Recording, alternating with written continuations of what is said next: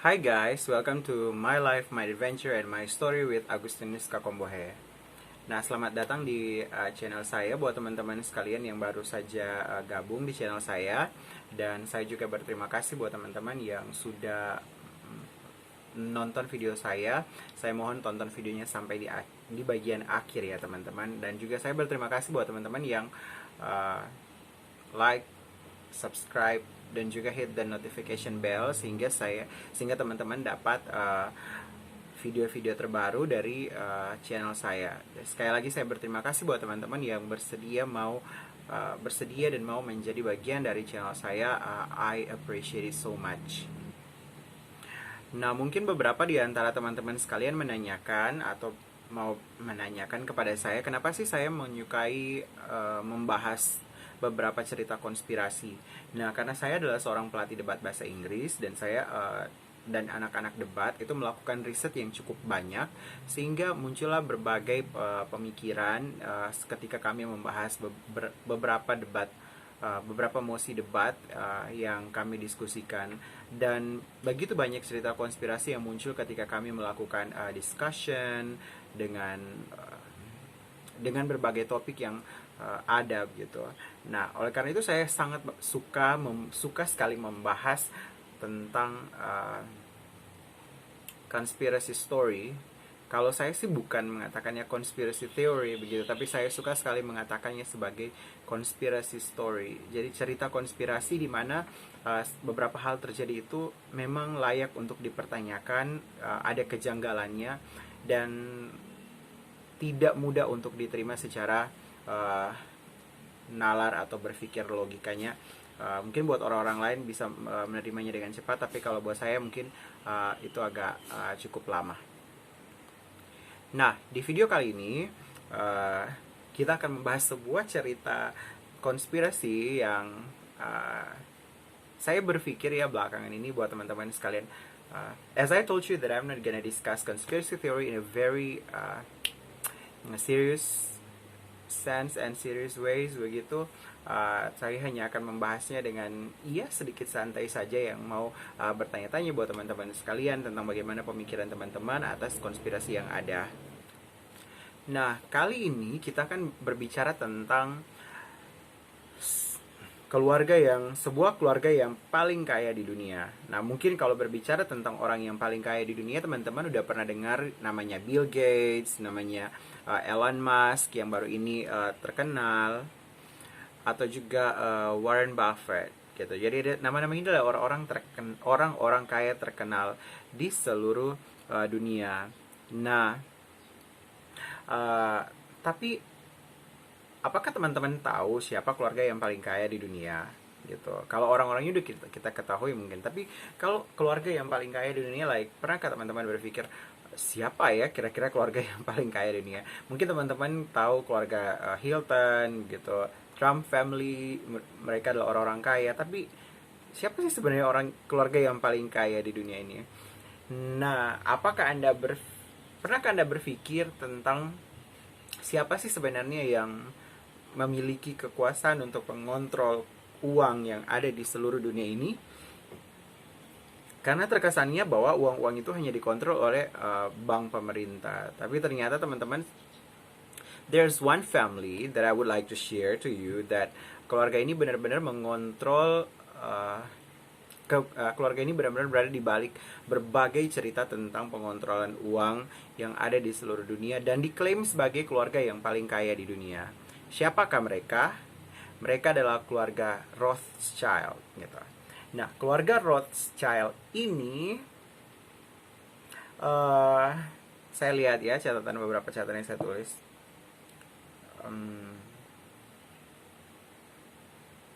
Keluarga Rothschild ini adalah penguasa dari semua uang yang beredar dunia.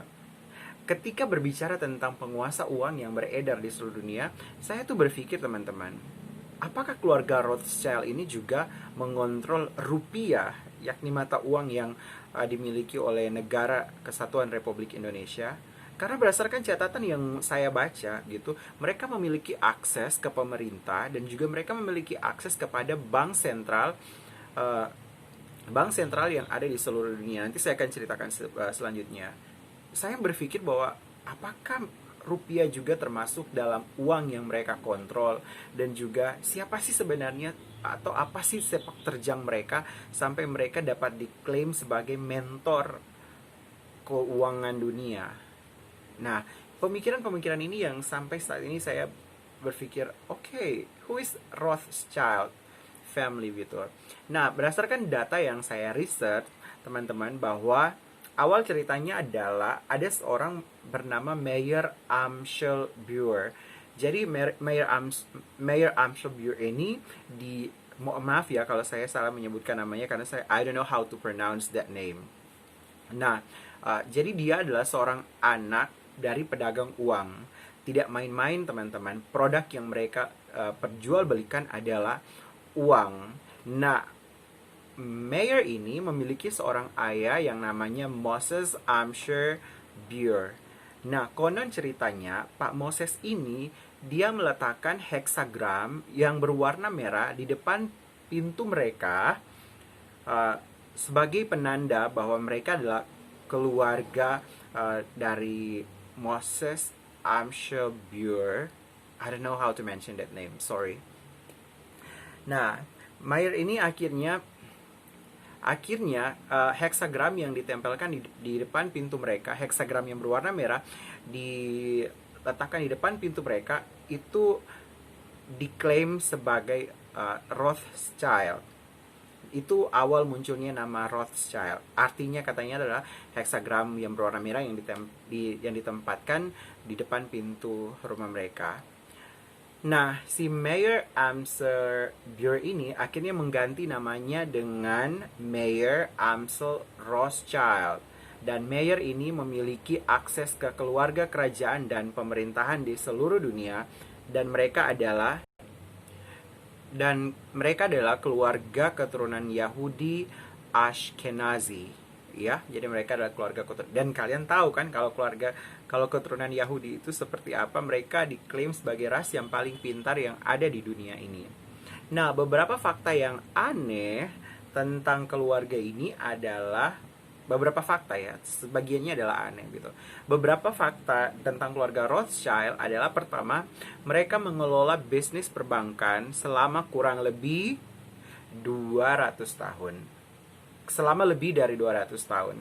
Bayangkan teman-teman, mengelola bisnis perbankan selama 200 tahun, bukan sedikit uangnya, ya, gitu.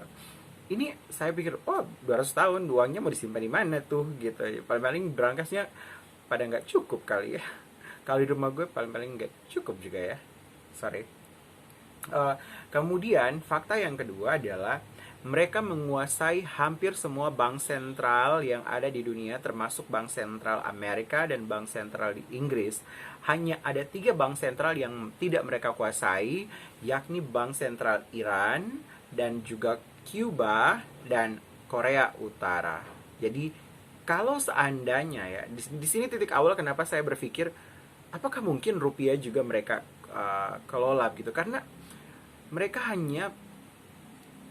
saya nggak tahu karena saya tidak memiliki informasi yang cukup, tapi ini hanyalah pertanyaan yang muncul di pikiran saya. Kalau mereka memiliki akses ke semua bank sentral yang ada di dunia, kecuali dari 3 negara ini, there could be something behind bank sentral yang ada di Indonesia. Saya juga nggak tahu ya, tapi itu hanya pemikiran yang muncul di dalam diri saya gitu. Kemudian fakta yang ketiga, ini mungkin agak aneh buat teman-teman sekalian ketika teman-teman mendengar, bahwa keluarga Rothschild ini untuk menjaga kekayaan mereka tidak lari kemana-mana, mereka mewajibkan anggota keluarga mereka untuk saling kawin mengawin. Aneh nggak? Buat saya ya mungkin ya, tapi terdengar masih cukup aneh deh teman-teman. Jadi untuk menjaga harta kekayaan mereka untuk tidak lari kemana-mana, akhirnya mereka mewajibkan bahwa anak si A harus kawin dengan anak si B, dan keponakan dan siapa-siapa itu bisa saling mengawin, supaya kalaupun misalnya suatu hal terjadi di suatu hari nanti, kalaupun misalnya nggak diminta-minta nih, kemudian salah satu keluarga mereka cerai, kan ada pembagian harta gono gini nih. Nah, akhirnya harta ini akan tetap menjadi bagian dari keluarga Rothschild dan itu nggak kemana-mana. Dan rahasia pengelolaan keuangan mereka itu nggak akan bocor kemana-mana. Masuk akal juga sih, tapi gitu deh, teman-teman. Nah, fakta yang keempat adalah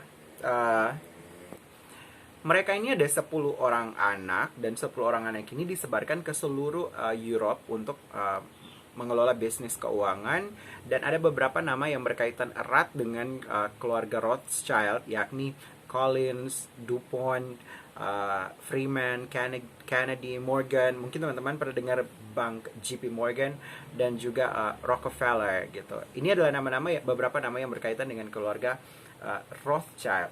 Rumor yang beredar bahwa mereka berada di balik pemerintahan untuk pengendalian keuangan di seluruh dunia.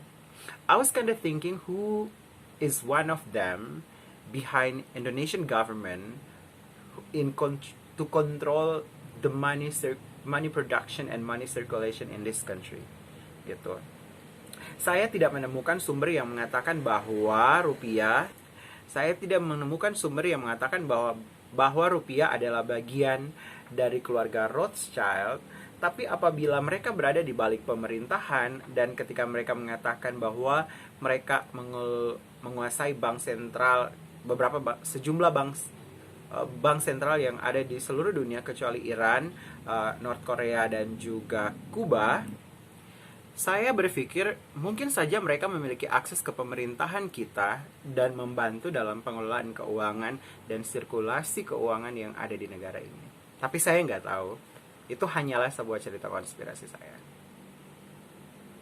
Demikianlah cerita tentang keluarga Rothschild yang mungkin berada di balik pengelolaan keuangan rupiah. Siapa tahu. Ini hanyalah sekali lagi sebuah cerita konspirasi. So, thank you for watching. Kalau kalian suka, silakan like dan silakan share. Tapi kalian pernah berpikir nggak kalau mereka benar-benar berada di balik pemerintahan? Kira-kira siapa ya anggota keluarga mereka yang ada di balik pemerintahan Indonesia dalam pengelolaan keuangan negara ini? That's a huge question. So thank you very much for watching my video. I really hope you like it. I'm so sorry because some kind of noises around, but I don't want to edit this video, so like I record this video this raw and I just publish it right away, and I didn't edit it that much because I just like to share it to you, and I didn't put the intro also on the video because I just want the video being so real. And thank you very much for liking it, and if you want to share it, and see you on the next conspiracy story. Salam dari konspirator.